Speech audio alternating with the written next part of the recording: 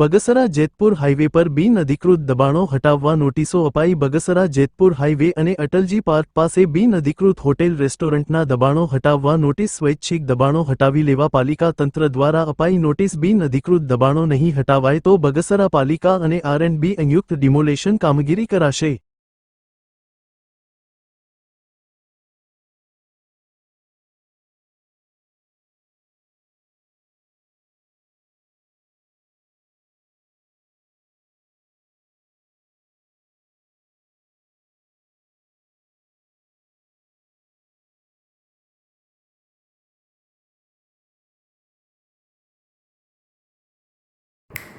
અટલજી પાર્કની આજુબાજુ અને જેતપુર માણેકવાડા હાઈવે ઉપર જે દબાણ થયેલા છે તે હટાવવા માટે R&B અને નગરપાલિકા દ્વારા સંયુક્ત નોટિસ આપવામાં આવેલ છે।